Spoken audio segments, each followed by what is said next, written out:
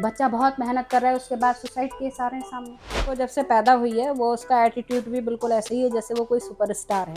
आपका एक गाना भी देखा है हमने। काम ही नहीं करेंगे मगर नो कभी नहीं करेंगे। तो कोई 3 फ्रेंड के नाम बताइए आप। जितना वो हंसे समझ लेना वो सब बेवकूफ है, तुम ही होशियार।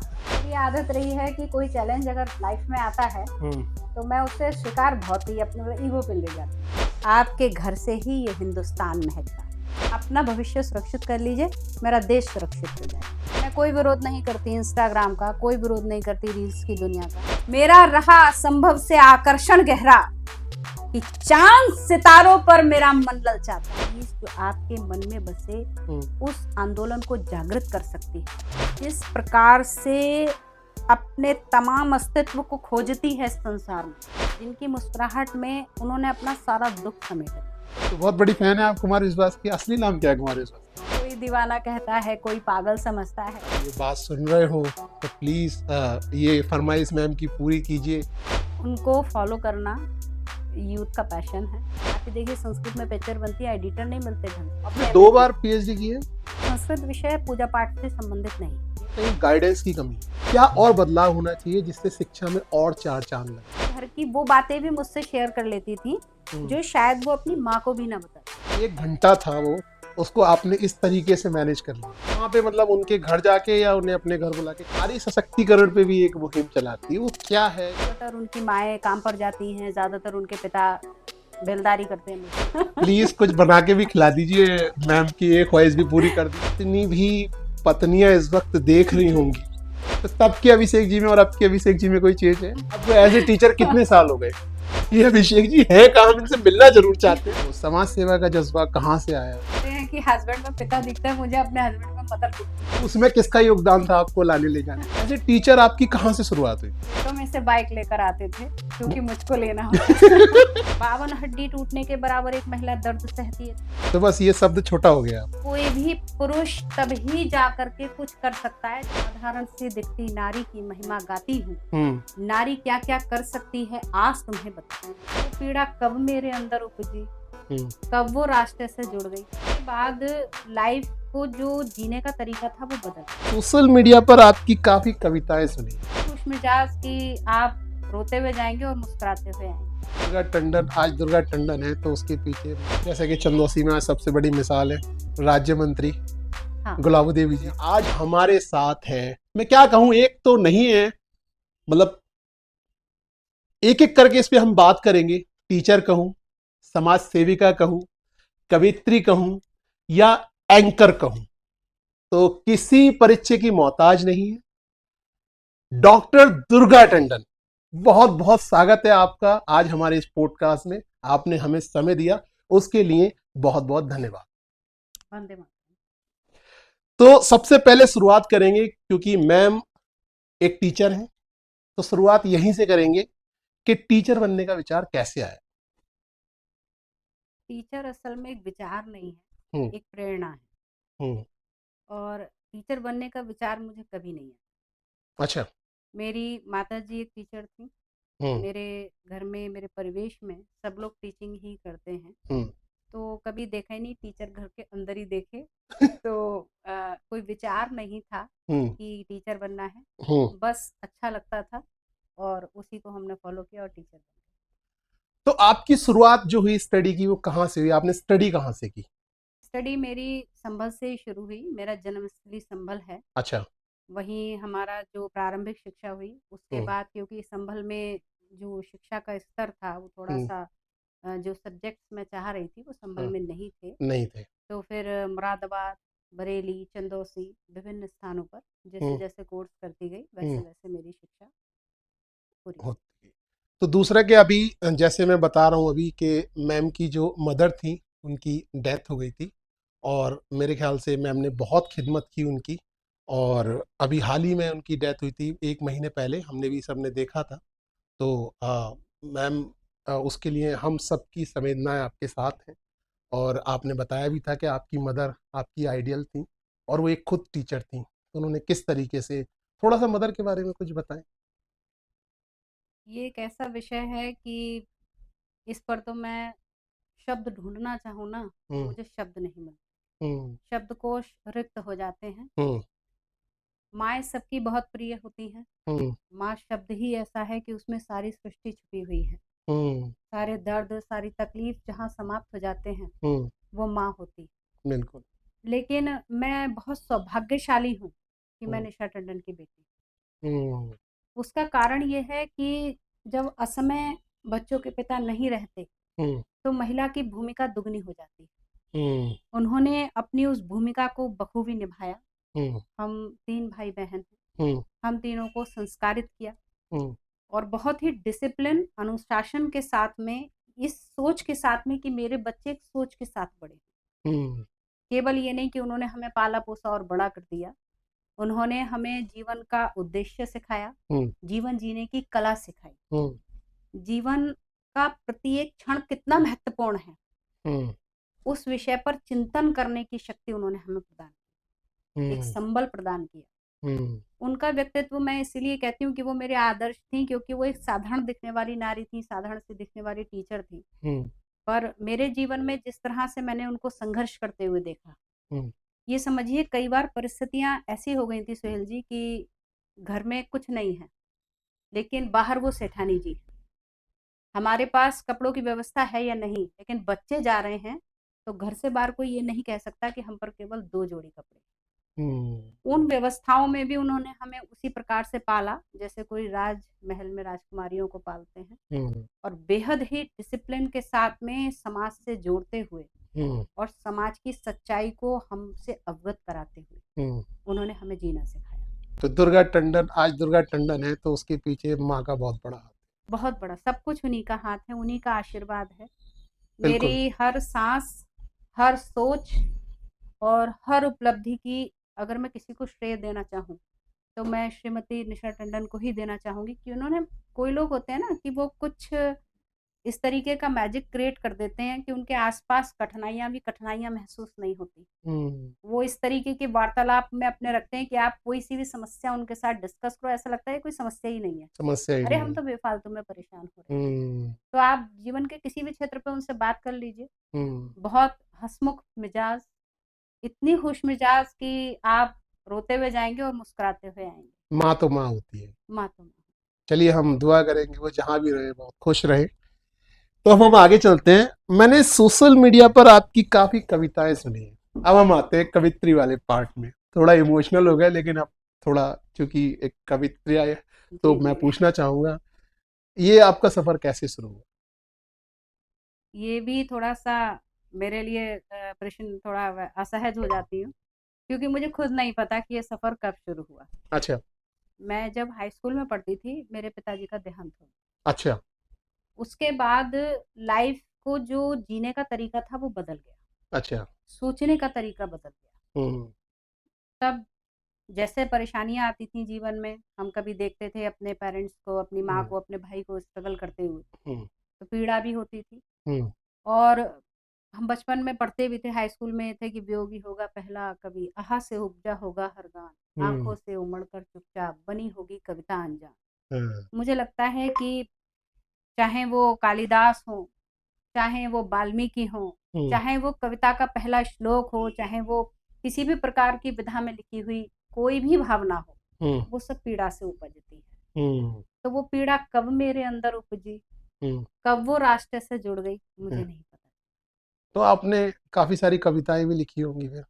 हाँ, मैंने हाई स्कूल में मेरा पहला संस्करण जो कि कई सारे कवियों ने इकट्ठा मिलकर के बुक छपवाई थी, तो उसमें मेरी पहली बार कविताएं प्रकाशित हुई। उसके बाद यत्र तत्र पत्रिकाओं में कविताएं प्रकाशित होती रहती थी, और स्कूल का मंच या जो भी मंच मुझे मिल जाता था, उस समय इसका मतलब भी नहीं मालूम था कि हम क्या कर रहे हैं, बस चलते चले जाना था। आनंद आ रहा था और हम कर रहे थे। तो कोई एक ऐसी कविता जो बड़ी अच्छी हो, जो नारी, क्योंकि आप एक खुद नारी हैं तो एक नारी सशक्तिकरण पे हो, कोई ऐसी एक कविता कोई सुनाइए।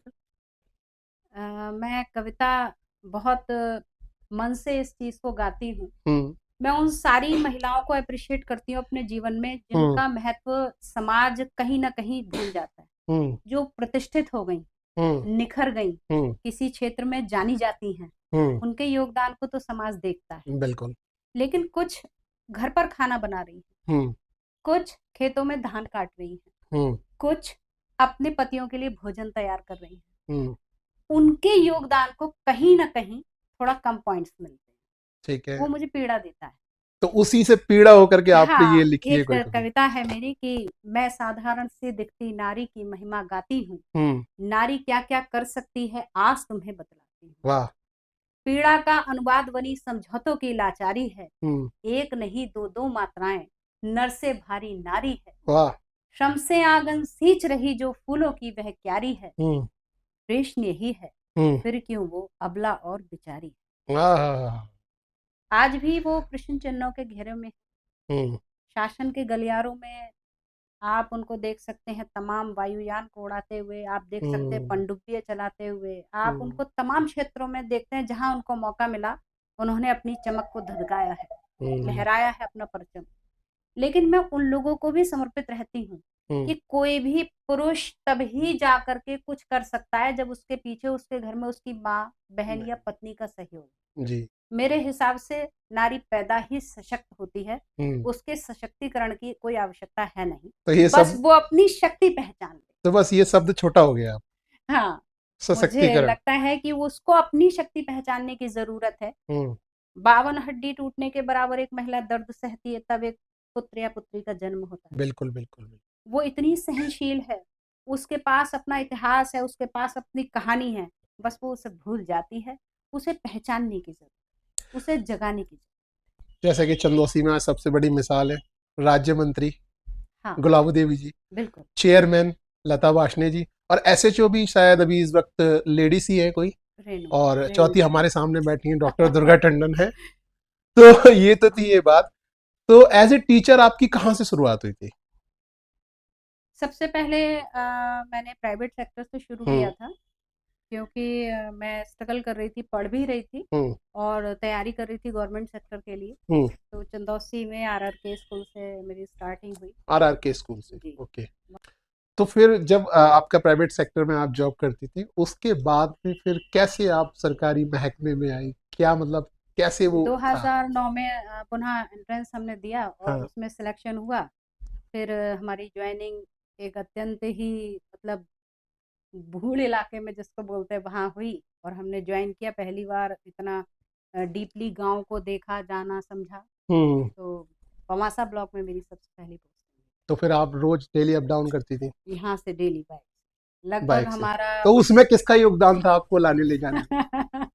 ये बड़ा मजेदार क्वेश्चन है। मैं और मेरे हस्बैंड दोनों साथ जाते थे, वो मुझसे भी 10 किलोमीटर और आगे हुआ था उनका। अच्छा, वो आपको ड्रॉप करते हुए जाते थे और जब उधर से आते थे तो वो आपको रिसीव करते हुए? लेकिन हम दोनों की रोड अलग थी, बढ़िया खेतों में से बाइक लेकर आते थे क्योंकि मुझको लेना होता। तो अभिषेक जी का भी इसमें बहुत बड़ा योगदान है। तो हाँ, ये तो मानना पड़ेगा। तो आपको समाज सेवा का भी शौक है, तो समाज सेवा का जज्बा कहाँ से आया, कैसे मतलब ये शुरुआत हुई? ये क्वेश्चन भी मेरे परिवार से ही जुड़ा है। मेरी माँ ने कभी भी अकेले खाना नहीं सिखाया। अच्छा। यदि वो हमारे लंच में पराठा भी पैक करती थी तो जैसे मेरी एक फ्रेंड थी अनामिका, तो उसको मम्मी के हाथ का आम का अचार पसंद। अच्छा। तो वो 2 खाम रखती थी, 2 पीस रखती थी। ठीक है। एक तुम खाना, एक फ्रेंड को देना। ठीक है। तो उन्होंने हमेशा बांट कर खाना सिखाया।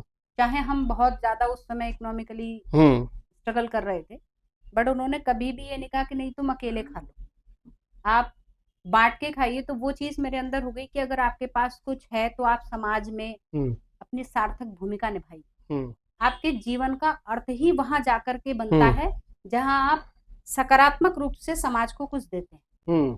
तो ये आप ये समझ लीजिए, ये मेरी जो बचपन का एक फाउंडेशन है, जो बचपन से मैंने सफर शुरू किया है, ये उसी का परिणाम था कि मुझे समाज अपना घर लगता है। तो ये जो आपको प्रेरणा मिली ये आपके परिवार से मिली? हाँ। तो परिवार में सारा कुछ ऐसे माहौल था? हाँ, और बाद में जिनसे मेरी शादी हुई है, मिस्टर अभिषेक गुप्ता, सही मायनों में वो एक बहुत सरल व्यक्ति हैं। उनकी सरलता से मुझे पंख मिले। हाँ।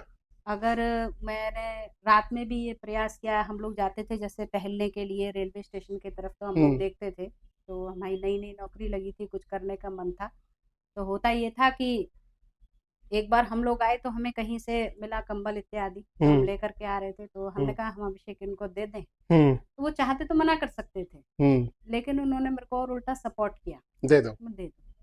तो वो मतलब बहुत सरल है, उनका स्वभाव इतना ज्यादा पोलाइट है कि लगता ही नहीं कि वो मेरी मम्मी की तरह ही है लगभग।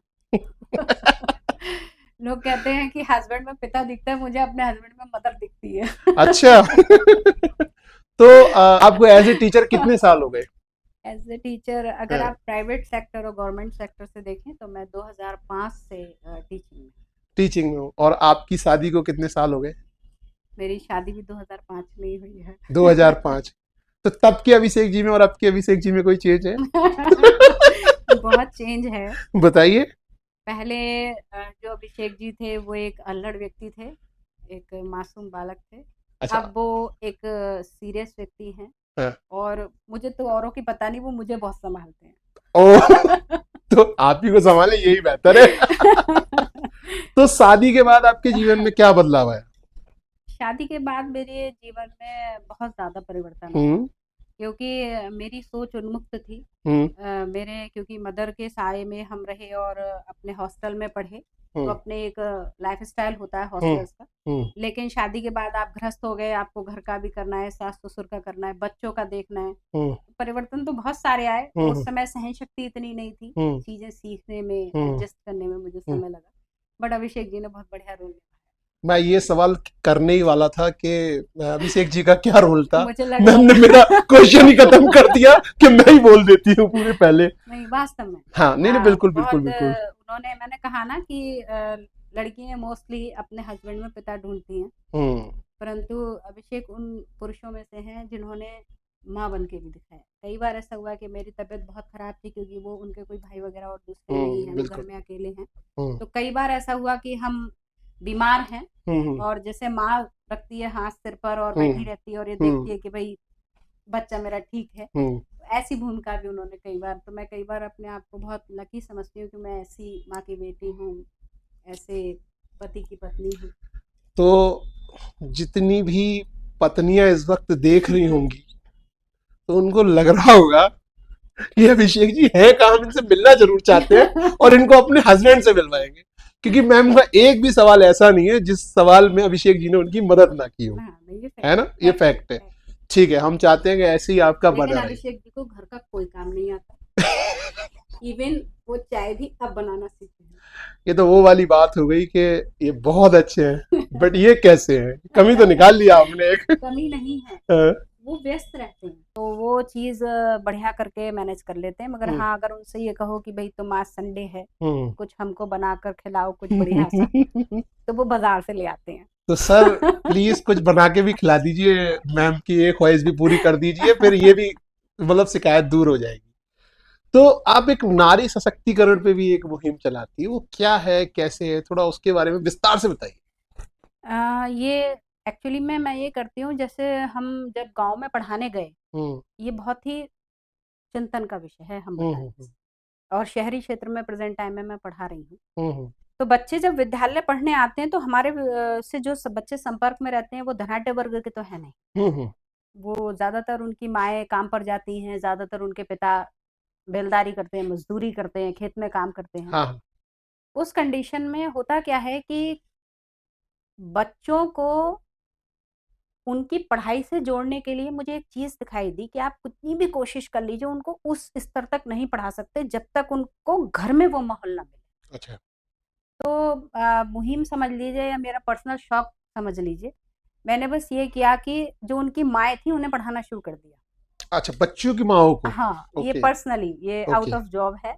ये मेरी अपनी व्यक्तिगत इच्छा थी। तो ये कहाँ पे, मतलब उनके घर जाके या उन्हें अपने घर बुला के, कैसे? हमने एक जगह डिसाइड की, जैसे हम पहले गांव में पढ़ाते थे तो हाँ। जो हमारी आंगनवाड़ी केंद्र हैं वो चली जाती थी, उसके बाद हम लोग, जब तक अभिषेक जी मुझे लेने आते थे वो 1 घंटे बाद आते थे, तो 1-1.5 घंटे मैं उनकी माओ को बुलाती थी। तो सबसे पहला तो मेरे तुम अपना नाम लिखना सीखो, साइन करना सीखो।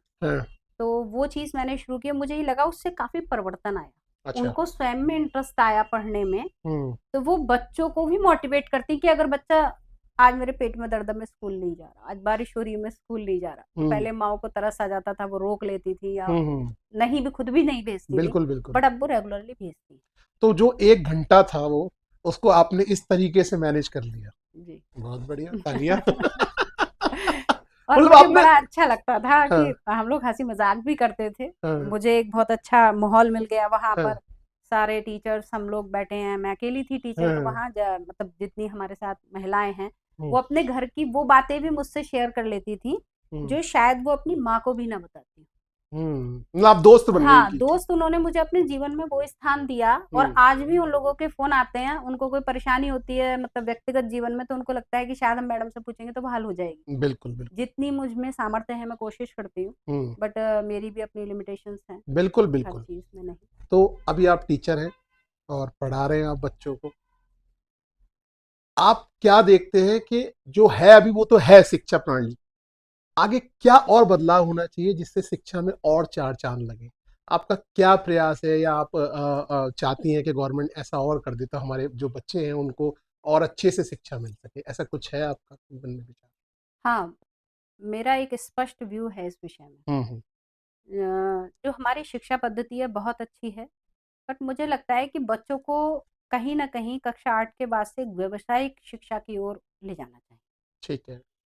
बेसिक शिक्षा के बाद में व्यावसायिक शिक्षा इसलिए आवश्यक है हम्म, कि ये हम जानते हैं कि देश भी तभी तरक्की करेगा जब बच्चा तरक्की करे। बिल्कुल। अब बच्चे बीए कर लेते हैं, एमए हम्म, कर लेते हैं, बीकॉम कर लेते हैं, बैचलर हो जाते हैं किसी हाँ। भी साइड से, हम्म, उसके बाद फिर वो यक्ष प्रश्न होता है कि अब क्या करना है, हम्म, अब क्या करना है। हम्म, वो बहुत से बच्चे, जैसे आपने देखा कि कुछ बच्चे जा रहे हैं कई साल से कर रहे हैं, मगर वो आज कर रहे थे आईआईटी की तैयारी, फिर उसको छोड़ दिया, अब वो हम्म, एसएससी की तैयारी कर रहे हैं, अब वो हम्म, इसकी तैयारी कर रहे हैं, हम्म। वो भटकते रहते हैं। कहीं ना कहीं गाइडेंस की कमी है। हाँ, गाइडेंस की भी कमी है। दूसरी चीज ये कि बच्चों को एक व्यू शुरू से क्लियर रखना चाहिए कि उनको चाहिए क्या। चाहिए क्या? आप जब एक रास्ता, हमको मुरादाबाद जाना है तो हम्म, हमको ये मालूम है कि ये रास्ता है। ठीक है। अब ये थोड़ा तो नहीं कि मैं थोड़ा बेलारी घूमाऊं, थोड़ा हाँ, सिरसी घूमाऊं, थोड़ा बिल्कुल मैं और बिल्कुल स्टेशंस पे घूमाऊं, बिल्कुल। फिर उसके बाद पहुंच जाएंगे। तो आप जितना घूमेंगे ना उतने देर से पहुंचेंगे। तो हम्म। आपको अपने लक्ष्य पर हाँ। एक केंद्रीकरण करना होगा, हम्म। और उसके अकॉर्डिंग ही बच्चे को आपको बढ़ाना होगा। तो ये जो बच्चों की माताएं उनके लिए हैं, पेरेंट्स के लिए है? ये बच्चों के लिए है। नहीं, बच्चे तो करेंगे। बच्चों के लिए इसलिए क्योंकि पेरेंट्स बच्चों से आजकल पूछते हैं। ओके। आजकल के पेरेंट्स वो नहीं है जो हमारे समय में क्या था कि हमारी मम्मी ने कह दिया, जैसे मैं थी तो मैं हम्म, अपने घर में अपवाद हूँ। हम्म। मेरे घर में कभी किसी ने संस्कृत नहीं पढ़ी। अच्छा। मैं अकेली संस्कृत पढ़ने वाली थी, अकेली संस्कृत से मैंने पीएचडी की। मेरी माँ म्यूजिक आपने से दो एमए की। बार पीएचडी की है? जी, तो हमारी माँ इस चीज़ के लिए बहुत वो करती थी कि तुम संस्कृत क्यों पढ़ रही हो? हम्म। ये क्या मतलब तुमको पंडिताई करनी है? क्योंकि ऐसा एक कॉन्सेप्ट है कि जो संस्कृत पढ़ते हो शायद पंडिताई करते हैं। पंडिताई करते हैं। लेकिन क्योंकि वो टीचर थी, मज़ाक में हम्म, कहती थी, उनको ये था कि बच्चे का इंटरेस्ट है तो इसको पढ़ने दो। बट हम्म, लकीली मैं तो ऐसी थी, सारे बच्चों के साथ ऐसा नहीं है। हम्म। तो बच्चों को भी आपको क्लियर करना होगा, अपने पेरेंट्स को, कि वो किसी भी स्टडी को क्यों करना चाहते हैं। ओके। क्योंकि उनको खुद के, जैसे मुझे एक क्लियर था कि मुझे यही पढ़ना है। ठीक है। मुझे गीता में शुरू से इंटरेस्ट था हम्म, कि मुझे कैसे भी करके अध्यात्म से जुड़ना है। हम्म। ये मेरे हाई स्कूल और 9th से था। अच्छा। बहुत सारी चीज़ें, वो संस्कृत लैंग्वेज मुझे अपनी ओर आकर्षित करती थी, अच्छा। क्योंकि मेरी माँ बहुत धार्मिक प्रवृत्ति की थी, तो हम्म, पूजा पाठ इत्यादि था। हम्म, लेकिन संस्कृत विषय पूजा पाठ से संबंधित नहीं। ये तो मैं सबको बताना चाहूंगी कि इसमें इतनी जॉब अपॉर्चुनिटी है हम्म। ना, नेशनल सांस्कृतिक सांस्कृतिक सांस्कृतिक संस्कृत लैंग्वेज में संस्कृत लैंग्वेज में। इतनी शोध हो रही है कि इंटरनेशनल लैंग्वेज पर अगर आप इंटरनेशनली इसको देखो तो इतनी डिमांड है संस्कृत टीचर्स की, मगर उस पर सही से वर्क करना। वर्क करना है। अब आप केवल रटकर पेपर देकर आपने एमए कर लिया, वो मतलब नहीं है। आपको उसको अपने व्यवहार में लाना होगा, ठीक अपने है। विषय पर फुल कमांड करनी होगी, हम्म, उससे संबंधित विषयों को जानना होगा, थोड़ा अपना स्केल भी लार्ज करना होगा। खाली आपको यही नहीं कि भाई मुझको डॉक्टर बनना है, इंजीनियर बनना है। हम्म। आप ये देखिए, संस्कृत में पिक्चर बनती है, एडिटर नहीं मिलते ढंग से, ट्रांसलेटर नहीं मिलते ढंग ढंग से। ये बिल्कुल ठीक बात है। आप इतनी हाँ, सारी अपॉर्चुनिटी है, लोग समझ नहीं पा रहे। नहीं पाते। हम्म। तो चलिए, बहुत अच्छी तरह बात बताई आपने, और आई होप कि बच्चे सुन रहे हों, उनकी माताएं सुन रही हों, तो डॉक्टर दुर्गा टंडन जी की बात पर जरूर अमल करें। हो सकता है बच्चे का फ्यूचर और बेहतर हो जाए। आप कवियत्री हो, आपको शौक है बचपन से, तो कोई तो एक ऐसे कवि होंगे जो आपके फेवरेट हो? तो कौन है वो? मुझे छायावाद बहुत अच्छा लगता है। तो छायावाद में महादेवी वर्मा है, हाँ। जिनको मैं बहुत अधिक पसंद करती हूँ। हम्म। और आधुनिक युग में युग कवि कहे जा सकते हैं, और कहे क्या जा सकते वो हैं ही श्रीमान कुमार विश्वास जी। तो वो मेरे बहुत फेवरेट हैं, उनको मैं बहुत पसंद करती हूँ। आप मिले हो कभी इन दोनों से? नहीं, पहले वाले तो मेरे पहले से ही चले गए। अच्छा, वो पहले, ओके। अभी जब दूसरे मैं वाली तो है। पैदा नहीं हुई थी, हाँ। कुमार विश्वास जी से मिलना हुआ है, हम्म। लेकिन कभी ऐसा नहीं हुआ कि आमने सामने बैठकर बात हो। उनको अच्छा। लाइव कई बार मैंने सुना है, हम्म। जहाँ भी उनका शो होता है मैं ज़रूर टिकट अगर मेरे पहुँच में है तो हम्म। मैं जाती हूँ, हम्म। सुनती हूँ उनको। हम्म। उनकी आवाज़ और स्पेशली जो वो मैसेज देते हैं यूथ हम्म। को, वो प्यार के साथ साथ मीठी मार भी देते हैं, हम्म। तो वो चीज़ अच्छी है। तो अभी वो कमी है कि कुमार विश्वास के साथ एक आमने सामने बैठ के बात हो। तो हाँ कुमार जी, है। अगर मेरी ये बात सुन रहे हो तो प्लीज ये फरमाइश मैम की पूरी कीजिए। कभी आपका इधर दौरा लगे मुरादाबाद, संभल, चंदौसी या बरेली के साइड में, तो प्लीज आप मंच से एक बार अनाउंसमेंट कीजिए कि डॉक्टर दुर्गा टंडन जी को स्टेज पे बुलाया जाए और मैं उनके सामने बैठ के कुछ दो शब्द पढ़ना चाहता हूँ। तो हमने आपकी बात रख दी। आई होप कि हमारी बात कुमार जी तक पहुंचे, कोशिश करेंगे हम के पहुंचे, और वो फिर एक दिन ऐसा आए और जो हमने बोला है वो सच हो जाए। तो कुमार विश्वास की कोई एक दो कविताएं जो आपको बहुत पसंद हो? उनको फॉलो करना यूथ का पैशन है, हम्म। और वो मेरे समय के कवि हैं, और हाँ। पैशनेटली मैं उनको फॉलो करती हूँ। हम्म। स्पेशली जो वो आजकल पढ़ रहे हैं, हम्म। वो तो अद्वितीय है। अच्छा। जो वो श्रृंगार पढ़ते हैं वो तो खैर हर युवा दिल की धड़कन है, हम्म। लेकिन उसके साथ आजकल जो वो अध्यात्म की ओर मुड़े हैं, हम्म। और उस पर जो वो वाचन कर रहे हैं, हम्म। वो लाजवाब है। हम्म। यदि युवा उसे एक बार सही से सुन लें, हम्म। अपने जीवन में उतार लें, हम्म। तो उनको अपने जीवन का एक सही दृष्टिकोण मिले। क्योंकि हम्म। अध्यात्म से आप दृष्टिकोण पा सकते हैं। किसी भी अध्यात्म का मतलब ये नहीं कि वो धर्म से जुड़ा हुआ है। हम्म। आप जिस धर्म में भी हैं, हम्म। आप सही चीजों को फॉलो कीजिए, हम्म। आपको सही दृष्टिकोण मिलेगा। जी बिल्कुल। तो कोई मेरा सवाल फिर वही आ रहा है, कोई उनकी गजल नज्म जो आपको पसंद हो? मुझे उनकी सारी गजल कोई एक तो नज्म फेवरेट होगी, सब एक पसंद फेवरेट, है। कोई एक फेवरेट। नहीं, मैं उनकी तरह अच्छा मीठा नहीं गाती हूँ, इसलिए नहीं वो नहीं नहीं, सुना। मैं ये नहीं बोल रहा कि आपको गाना है, मैं ये बोल रहा हूँ कि एक फेवरेट, जैसे कोई मेरे फेवरेट सिंगर हैं, जो मेरे कोई ऑल है। टाइम फेवरेट है सबकी, की कोई दीवाना कहता है, कोई पागल समझता है, अच्छा। मगर धरती की बेचैनी तो बस बादल समझता है। तो ये हर तरीके से ली जा सकती है। हम्म। ऐसा होता है, कवि तो अपने भाव बोल देता है, सुनने वाला उससे अपने भाव जोड़ लेता है। हम्म। तो मैं तो इसे विशुद्ध आध्यात्मिक दृष्टि से देखती हूँ। हम्म। मैं तो इसे आत्मा और परमात्मा की दृष्टि से देखती हूँ। हम्म। लोग सोचते हैं कि ये प्रेम पर गढ़ी हुई कविता है, लेकिन मुझे लगता है ये विशुद्ध अध्यात्म पर गढ़ी हुई कविता है। यदि आप ध्यान से सुने, इसका हर शब्द बताता है कि आप शुद्ध चैतन्य रूप हैं, और परम चैतन्य रूप ही समझता है कि तुम्हारी आत्मा, तुम्हारा चैतन्य स्वरूप तुमसे चाहता क्या है। बिल्कुल। तो तो आप लौकिक नहीं, इसको अगर आप सोचें स्पिरिचुअल, तो आप देखिए बड़ा मजा आएगा, कविता सुनकर बिल्कुल देखिएगा। बहुत मजा आता है। और मैं तो ये कहता हूँ कि कुमार विश्वास को कुमार विश्वास बनाने वाली ये कविता है। बिल्कुल। एक कविता से कुमार विश्वास आज कुमार विश्वास बन गए। तो बहुत बड़ी फैन है आप कुमार विश्वास की। असली नाम क्या है कुमार विश्वास का? विश्वास कुमार शर्मा।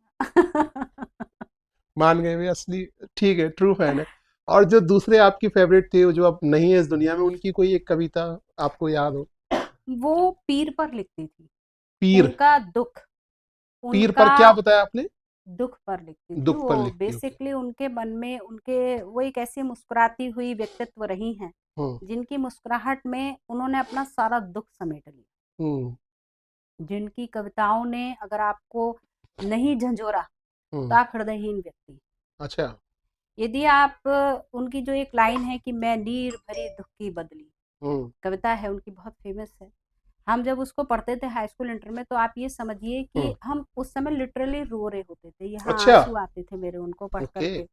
क्योंकि उनके अंदर जो वेदना है ना, जैसे मैंने कहा कि आप जिस दृष्टि से देखना चाहें देख लें, हम्म। नारी की वेदना आप उनकी कविताओं में पढ़ सकते हैं। अच्छा। नारी जिस प्रकार से अपने तमाम अस्तित्व को खोजती है इस संसार में, हम्म। एक एक लाइन उस पर लिखी हुई। हम्म। कैसे उनका पीड़ित मन इस संसार में अपने अस्तित्व को झकझोर रहा है, इस संसार से अपने प्रश्न को पूछ रहा है। वो चीज मुझे शुरू से ही बहुत ज्यादा प्रभावित करती थी। और मैंने पहले ही कहा कि मैं थोड़ा सा अलग दृष्टिकोण से देखती हूँ, सबका अपना दृष्टिकोण सबका अलग अलग है अपना अपना, तो उस दृष्टिकोण से मुझे वो बहुत अच्छी लगती है। कोई ऐसी चीज जो आपको सही ओर ले जाती है, कोई ऐसी चीज जो आपको आपसे जोड़ती है, कोई ऐसी चीज जो आपके मन में बसे उस आंदोलन को जागृत कर सकती है, उस सुप्त अवस्था में पड़ी हुई भावनाओं को एक वेग दे सकती है, वो जीवन का आधार बन जाती है। बिल्कुल। तो मैं नीर भरी दुखी बदली, ये मेरे जीवन का लगभग आधार बनी हुई कविता है। यहाँ से मुझे लगा कि नहीं, मैं साधारण सी दिखती नारी की महिमा गाती हूँ, नारी क्या क्या कर सकती है आज तुम्हें बतलाती हूँ, पीड़ा का अनुवाद बनी समझौतों की लाचारी। इसके साथ साथ जब हम कविता की बात करते तो वो ये भी हम कहते हैं कि शासन के गलियारों में जो गूंज रही वो नारी है, सागर से अंबर और अंबर से अग्नि तल जो फैल रही वो नारी है। आप उसकी आभा को हर जगह महसूस कर सकते हैं, उसे मानना भी चाहिए। बिल्कुल मानना चाहिए। तो अब कविताओं की बात चल रही है, एक आपकी कविता है और वो बड़ी अच्छी है, नारी सशक्तिकरण के ऊपर ही है, सुना सकते हैं वो कविता? मैं बिल्कुल सुना सकती हूँ। बेसिकली मैं अपने रास्ते पर लिखती हूँ। हाँ वो, लेकिन अब वो भी सुनेंगे। एक बार पहले वो मुझे बड़ी पसंद आई थी, एक बार मैंने सुनी है कहीं पे, वो एक बार कविता आप सुनाइए, वो अच्छी लगी थी मुझे, बहुत अच्छी कविता थी। मैं चाहता हूँ कि हमारे सुनने वाले लोग भी वो सुने कविता, वो बहुत अच्छी नारी कविता। देखिए, संघर्षों से मेरा नाता जो है वो हमेशा से बहुत गहरा रहा है।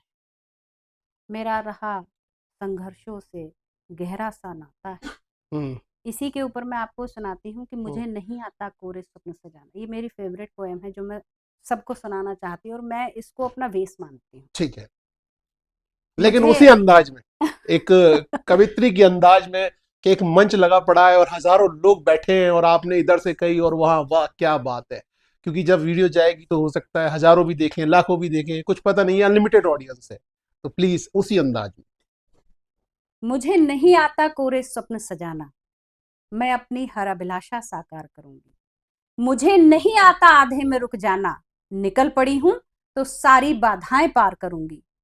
मुझे नहीं आता कोरे स्वप्न सजाना, मैं अपनी हर अभिलाषा साकार करूंगी। एक नारी जब एक चैतन्य की तरफ चलती है, अपने अस्तित्व को टटोलती है, इस संसार में अपने मौजूदगी को, अपने वजूद को दर्ज कराती है, तब लिखती है। मेरा रहा असंभव से आकर्षण गहरा, कि चांद सितारों पर मेरा मन ललचाता है। मेरा रहा असंभव से आकर्षण गहरा, कि चांद सितारों पर मेरा मन ललचाता है। और घनघोर तिमिर की छाया में भी आशा द्वीप मुझे दूर से दिख जाता है। वाह। मैं प्रकाश की खातिर सारी रात चलूंगी, चुप ना रहूंगी। मुझे नहीं आता कोरे स्वप्न सजाना, मैं अपनी हर अभिलाषा साकार करूंगी। वाह, क्या मैं बात अपनी है। हर अभिलाषा साकार, बहुत बढ़िया। कि चेतना को जगा दो समर शेष है, चेतना को जगा दो समर शेष है। अब अधर में खड़ा ये मेरा देश है, आपकी रास्ते को है जरूरत बहुत। आपसी प्रेम में पल रहा द्वेष है, आपसी प्रेम में पल रहा द्वेष। वाह वाह, बहुत। आप अपने राष्ट्र की उन्नति के लिए, उसके सर्वांगीण विकास के लिए अपनी शिक्षा, अपने सांस्कृतिक मूल्यों, अपने अंदर की चैतन्यता, अपने अंदर की आत्मनिर्भरता को जगाइए। आत्मनिर्भर भारत तब बनेगा जब आप चैतन्य रूप में आगे बढ़ेंगे। मैं कोई विरोध नहीं करती इंस्टाग्राम का, कोई विरोध नहीं करती रील्स की दुनिया का, लेकिन मैं इतना कहती हूँ कि ये जो आपकी युवा अवस्था है, इसका एक एक क्षण इतना मूल्यवान है, एक एक पल इतना मूल्यवान है कि यदि आपने इसको गवा दिया तो आप अपने भविष्य को गवा दो। आपको यदि देश का भविष्य सुरक्षित करना है, अपना भविष्य सुरक्षित कर लीजिए, मेरा देश सुरक्षित हो जाएगा। आहुति रक्त की दी मुझे ज्ञान है, राष्ट्र की अस्मिता का मुझे भान है। आहुति रक्त की दी मुझे ज्ञान है, राष्ट्र की अस्मिता का मुझे भान है। गीत को दे रही चित्त की वेदना, गीत को दे रही चित्त की वेदना, राष्ट्र पर लिख रही मेरा सम्मान है, मेरा सम्मान। वाह वाह वाह, बहुत मैं बढ़िया। बहुत सौभाग्यशाली हूँ सुहेल जी कि मुझे ईश्वर ने ये प्रेरणा दी कि मैं 2-4 शब्द जो कह पाती हूँ, वो मैं अपनी माटी को समर्पित कर सकूँ। बिल्कुल। और मैं ये चीज़ अपने मन से महसूस करती हूँ कि यदि आप व्यक्तिक रूप में समग्रता चाहते हैं, व्यक्तिक रूप में अपना अस्तित्व चाहते हैं, तो आपको समष्टि की ओर बढ़ना पड़ेगा, बिल्कुल। समग्रता की ओर बढ़ना पड़ेगा। आपको वो पहचानना होगा जो मूल तत्व है। और मूल तत्व क्या है? मूल तत्व यह है, यदि आपने उन्नति कर ली तो राष्ट्र स्वयं उन्नति करेगा। यदि आप आगे की ओर बढ़ गए तो राष्ट्र स्वयं आगे की ओर बढ़ेगा। तो युवाओं को भटकने से ज्यादा ध्यान केंद्रित करना चाहिए। मेरा भारत, मेरी संस्कृति, मेरा स्वरूप इतना महान है कि विश्व उसके पीछे भाग रहा है। बस हमें अपने आप से पीछे नहीं हटना है, अपने मूल्यों को पहचानना है, अपनी सांस्कृतिक विरासत का संरक्षण करना है, चाहे वो किसी भी स्तर पर हो। हमारी एजुकेशन वर्ल्ड की बेस्ट एजुकेशन है, बस हमें उसे समझना होगा। योगा योगा करके पूरे भारत को एक तरीके से आज पूजा जा रहा है। आप ये समझिए कि जिन क्रियाओं के माध्यम से आप कैंसर जैसी बीमारियों को हरा सकते हैं, उसे आप योगाभ्यास कहते हैं। वो देने वाला मेरा देश है। सांस्कृतिक क्षेत्र में देख लीजिए, आध्यात्मिक क्षेत्र में देख लीजिए, ज्योतिष क्षेत्र में देख लीजिए, आप औद्योगिक क्षेत्र में देख लीजिए, भारत को कोई बीट नहीं कर सकता। भारत की प्रतिभा पूरे विश्व में परचम लहरा रही है। जिस जगह खड़ी हो जाती है वह अलग दिखाई देता है कि ये व्यक्ति भारतीय है। आप कुछ भी पहनिए, कुछ भी खाइए, कुछ भी कीजिए, मगर याद रखिए कि आप भारतीय हैं। बिल्कुल। आप विश्व के किसी प्लेटफॉर्म पर खड़े हों, अपनी भाषा में उसकी महक को मत जाने दीजिए। भारत के किसी प्लेटफॉर्म पर खड़े हैं तो अपने शहर की महक को मत जाने दीजिए, और शहर के किसी प्लेटफॉर्म पर खड़े हैं तो अपने घर की महक को मत जाने दीजिए। आपके घर से ही ये हिंदुस्तान महकता है। अपनी संस्कृति अपने बच्चों को दीजिए, बिल्कुल सिखाइए अपनी परंपराओं को। बिल्कुल। हम अंधानुकरण में भाग रहे हैं, अंधी दौड़ में, हमें नहीं पता उसका मतलब क्या है। हमने अपने बच्चों को कोलगेट करना सिखा दिया, दातून छुड़वा दी। आज विदेशों में वो दातून बिक रही है डॉलर में, और हमारा बच्चा कोलगेट करके अपने दांत खराब कर रहा है। तो हमको वास्तव में लौटना पड़ेगा जहां से हम चले थे। हमको समझना पड़ा था, हमको समझना पड़ेगा कि आखिर हमने इन चीजों को क्यों छोड़ा, और जो अपना रहे हैं क्या वो इतना महत्वपूर्ण है। तो जैसा कि आप सब लोगों ने देखा, ये थी असली दुर्गा टंडन, जो कि अब से 5 मिनट पहले की स्पीच आपने सुनी। इनकी बात में वो थी जो बात एक दुर्गा में होनी चाहिए। तो मैम, ये तो अभी बड़ा सीरियस टॉपिक चल रहा था। अब मैं छोटी सी एक और कहना चाहूँगा। आपको एंकरिंग करते हुए देखा गया है, तो एंकरिंग करने का मतलब कहाँ से वो शुरुआत हुई? थोड़ा सा विस्तार से, नहीं थोड़ा सा बताइए। एंकरिंग करने की शुरुआत हुई थी मेरी जब मैं फर्स्ट ईयर में फेयरवेल हो रही थी हमारी। तो उस समय मैं ऐसी ही थी, थोड़ा सा अपने आप में मस्त रहने वाली। मैं एक्चुअली गेम्स बहुत खेलती हूँ। अच्छा। हमने स्टेट लेवल तक बैडमिंटन खेला है, और मेरे हिसाब से स्कूल का या कॉलेज का कोई गेम मैंने छोड़ा नहीं है। मुझे गेम्स का बहुत शौक। तो वहाँ तो सब मुझे जानते थे, पर ये एंकरिंग वगैरह में कोई खास इंटरेस्ट था नहीं था ना। ओके। अपने फील्ड से बहुत प्यार था। तो एक दिन हमारी टीचर थी, वो आई, हमसे बोली कि वो, क्योंकि कभी कभी ना बच्चों को सबक सिखाना होता था, तो शैतानी ज्यादा करती थी। तो हम लोग उस समय, लड़कियों की हमारी बैडमिंटन टीम थी, तो हम लोग खेल रहे थे। इंटर कॉलेज यूनिवर्सिटी में जाना था कि कॉलेज और यूनिवर्सिटी का एक साथ करा रहे थे गेम। तो भाई सोनकपुर स्टेडियम जाने की तैयारी चल रही थी। तो मैडम आई, बोले कि ऐसा है तो तुम नहीं जाओगी। अच्छा। तुम जो है, कल फेयरवेल है और उसकी तुमको संचालन करना है। संचालन का सा भी हमको नहीं आता। वो हमसे किसी बात पर नाराज थी, तो उन्हें पनिशमेंट देना था। अच्छा, मेरी आदत रही है कि कोई चैलेंज अगर लाइफ में आता है तो मैं उसे स्वीकार बहुत ही अपने ईगो पे ले जाती हूँ कि नहीं भाई, उस काम को तो करना ही है, ऐसे कैसे कह दिया। उस समय तो बच्चे थे हम। तो हमने कहा ठीक है मैडम, करेंगे। हम घर गए। अब हमारे घर में कोई संचालन नहीं करता, क्योंकि मेरी मदर टीचर है, तो वो बच्चों को पढ़ाती हैं, मगर संचालन जैसी कोई चीज नहीं। तो मम्मी हमारी सुंदरकांड पढ़ रही थी। दोनों का टाइम उनका नियम था सुंदरकांड पढ़ने का। तो जब वो पाठ से उठी, मैंने कहा मम्मी हमको संचालन के लिए कहा है उन्होंने। तो वो मैं रोने लगी जोर जोर से। अच्छा। वो हाँ, कि संचालन जो है वो तुम कैसे। तो मम्मी हंस के बोली, बोले देखो हम यही पढ़कर उठे हैं, असंभव जैसी कोई चीज नहीं है। तुम प्रयास करो, हम तुम्हारे साथ हैं। ज्यादा से ज्यादा क्या होगा, लोग हंसेंगे ना तुम पर, तो जितना वो हंसे समझ लेना वो सब बेवकूफ है, तुम ही होशियार। बोले बस ये सोच लेना स्टेज पर तुम खड़ी हो अकेली होशियार, बाकी सब बेवकूफ है। अच्छा, हम बिल्कुल झाड़ पर चढ़ गए और जो मन में आया वो हमने बोला। और सोहेल जी, हमें नहीं पता कि वो बहुत अच्छी एंकरिंग कैसे हो गई, तो वहां से कॉन्फिडेंट दे दिया ना, मम्मी ने कॉन्फिडेंट दे दिया। हाँ, उन्होंने मुझे बहलाया, लेकिन मैं उसको सीरियस ले गई। उसके बाद फिर वो सफर चलता रहा। फिर वो टीचर्स को, मेरे प्रिंसिपल को अच्छा लगा। वो होता है ना कि फिर वो कोई बच्चा अच्छा करने लगता है तो उसको फिर आगे कर देते हैं। तो वही वो high school, inter, BA, MA वो सब चलता रहा। जहां मैं गई वो स्टेज मिलते गए, आप मंचते चले गए। तो चलिए, बहुत अच्छी बात रही। और अब चलते हैं हम अंत की ओर। जैसे कि आपने बताया कि आपका बचपन बीता संभल में, और उसके बाद में आपकी शादी हुई, आप चंदौसी आई, और चंदौसी में एज ए टीचर और अभी तक हैं, और आगे भी चंदौसी रहेंगी। तो कोई 3 फ्रेंड के नाम बताइए आप। पहले तो बचपन की फ्रेंड के नाम बताइए जो संभल में थे आपके, और जो बेस्ट फ्रेंड हो आपकी, और 3 बेस्ट फ्रेंड चंदौसी में। वो ज्यादा भी हो सकते हैं, लेकिन आज पता लगेगा 3 बेस्ट कौन है, संभल और चंदौसी।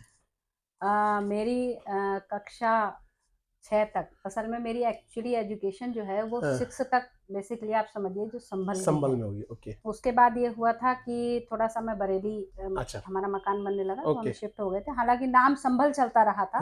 पढ़े हम रहे मामी जी के घर। तो 5th क्लास में जो मेरी बेस्ट फ्रेंड थी उसका नाम था मीरा।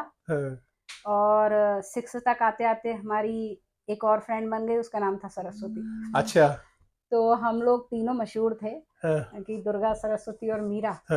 तो हम लोग त्रिदेवियां कहते थे सब हमको, टीचर्स। तो ये रहा। और उसके बाद फ्रेंड्स फिर बहुत सारे बने, बेस्ट फ्रेंड कोई नहीं बनी।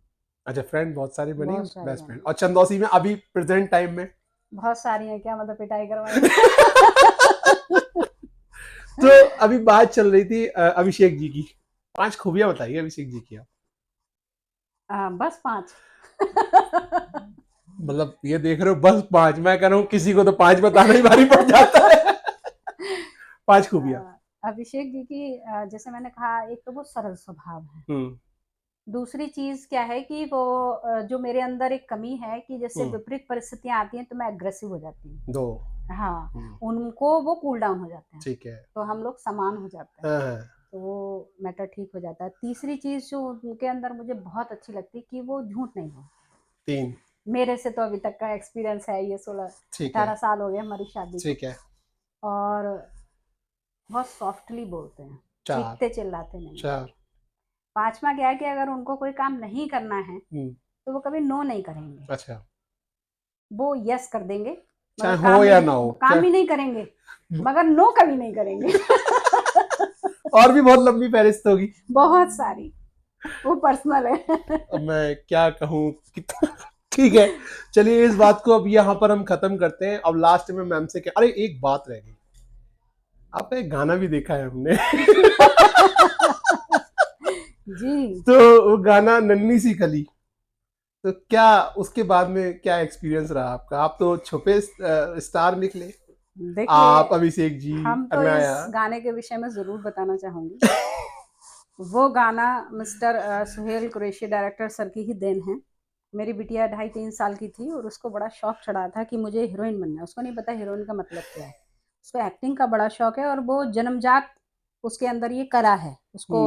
आई थिंक आपको तो पता ही है, आप एज ए डायरेक्टर मोटिवेट करने की जरूरत नहीं है उसको। वो खुद को जब से पैदा हुई है वो उसका एटीट्यूड भी बिल्कुल ऐसे ही है जैसे वो कोई सुपरस्टार है। वो घर में भी ऐसे ही रहती हैं, ये बात सर को मालूम है।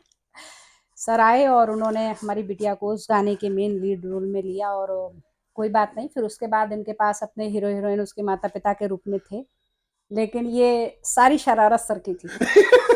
नहीं, एक्चुअली क्या था, मैं ये चाहता था कि इसमें पता है क्या, देखो वो तो सारे कुछ थे मेरे पास, मैं चाहता था कि ओरिजिनल केमिस्ट्री दिखे इसके अंदर। तो मैंने मैम से कहा कि मैम प्लीज आप कीजिए, सर से कहा कि प्लीज आप कीजिए, कह रहे नहीं हम नहीं कर पाएंगे। मैंने नहीं कोई नहीं हम करा देंगे। बाद में मुझे लगा हम ही क्या कराते हैं, ये तो खुद ही कर रहे हैं। ऐसा नहीं था। वो एक्सपीरियंस इतना जबरदस्त था, विश्वास मानिए लगभग उसके 1.5 साल तक मेरी लड़की अपने क्लास के बच्चों में ऐसा एटीट्यूड रखती थी कि जैसे कि वो कोई सुपरस्टार है और बाकी बच्चे उसके फैन हैं। मैं परेशान हो गई कि आखिर मैं इस एटीट्यूड को इसके अंदर से निकालूं कैसे। और शायद ही कोई बच्चा होगा जिससे आपका नाम उसने न लिया हो। विद्यालय में उसके आप बहुत प्रसिद्ध हैं, जाकर कभी भी पूछ लीजिएगा ये वर्ड में। हाँ, सब बच्चे जानते हैं आपको उसके क्लास में। ये एक डायरेक्टर सर आए थे, उन्होंने ऐसे किया था, लेकिन हमसे तो जबरदस्ती एक्टिंग आप ही करा सकते हैं। नहीं। तो अगर आप वो गाना देखना चाहते हैं तो यूट्यूब पे मौजूद है, नन्ही सी कली आप डालेंगे तो गाना मिल जाएगा, जिसमें मैम ने बहुत अच्छी एक्टिंग की है, सर ने एक्टिंग की है, और उस बिटिया ने एक्टिंग की है, और उसके भाई ने एक्टिंग की है, यानी कि मैम के बेटे ने एक्टिंग की है। चलिए इस पार्ट को यहीं क्लोज करते हैं। अब आखिर में आप कम शब्दों में हमारी युवा पीढ़ी को क्या मैसेज देना चाहेंगे देश के लिए, जो हमारा भविष्य, हमारे देश का भविष्य अच्छा हो, युवा पीढ़ी का भविष्य अच्छा हो? मैं ये कहना चाहूंगी कि युवा पीढ़ी कोई ना कोई टारगेट लेकर अपनी लाइफ में चले। दूसरी चीज, आप डेली एक बुक जरूर पढ़िए। विवेकानंद के विचारों से मैं बहुत ज्यादा प्रभावित हूँ। मुझे लगता है उनके हर शब्द से, आपने किसी एक लाइन को भी फॉलो कर लिया तो आपकी लाइन वो हो जाएगी जिसकी लाइन को सब फॉलो करेंगे। उनके अंदर, और किसी भी प्रकार के विचारक को आप ले सकते हैं जिन्होंने आपके अंदर उत्थान की भावना जागृत करने के लिए बहुत कुछ बोला है। आप डेली स्टडी की आदत जरूर डालें और उस स्टडी के किए गए एक वाक्य को अपने जीवन में उतारने की आदत डालें। निश्चित रूप से आप वो पाएंगे जो आप बनना चाहते हैं। आप किसी भी क्षेत्र में जाइए, फिल्मी लाइन में जाइए, आप आईएएस बनना चाहते हैं, पीसीएस बनना चाहते हैं, बैंकर बनना चाहते हैं, आप जो बनना चाहते हैं अचीव करिए। उसके लिए रोज सुबह उठिए, सबसे पहले 3 बार अपना गोल दोहराइए कि मुझे लाइफ में ये अचीव करना है। और नहीं हम कर पा रहे हैं, कई बार हम परिस्थितियां विपरीत होती हैं तो हमें डिप्रेशन में नहीं जाना। बिल्कुल कि भाई आजकल हम देख रहे हैं कि बच्चा बहुत मेहनत कर रहा है, उसके बाद सुसाइड केस आ रहे हैं सामने। ये मानसिक कमजोरी का प्रतीक है। यदि हम एक जगह सक्सेसफुल नहीं हैं तो निश्चित मानिए दूसरी जगह सक्सेसफुल हो जाएंगे। बिल्कुल। आप यदि योग्य हैं तो ना तो आपके पास अपॉर्चुनिटीज की कमी है और ना ही आपके पास इस चीज की कमी की कोई आपको पहचानेगा। पहचान आपके पीछे आएगी, धन आपके पीछे आएगा। आप योग्य हो जाइए। और अंत में 2 लाइनें कहूंगी कि सूरज से ढलना न सीखो, सूरज से उत्थान सीखो, और राह पर चलना न सीखो, राह का निर्माण सीखो। जय हिंद, जय भारत। तो मैम बहुत बहुत धन्यवाद, आपने अपना कीमती समय दिया और हमने जैसे आपसे सवाल पूछे बड़ी बेबाकी से आपने उसके जवाब दिए, और आई होप कि हमारे सुनने वाले लोगों को ये बड़ा पसंद आया होगा, और किसी को आए ना आए लेकिन जो हमारी नारी शक्ति है उनको बड़ा पसंद आया होगा। और यही उम्मीद करते हैं कि हम फिर से एक पॉडकास्ट और करेंगे, उसमें भी आपका समय चाहेंगे, और हमें उम्मीद है कि आप समय देंगे हमें। तो दोस्तों, ये थी डॉक्टर दुर्गा टंडन, जिनसे हमने बड़ी बेबाकी से सवाल पूछे और उन्होंने बड़ी बेबाकी से हमें जवाब दिए। तो अब दीजिए हमें इजाजत, अगली बार नए पॉडकास्ट में एक नए सेलिब्रिटी के साथ फिर आपसे मिलेंगे। जय हिंद।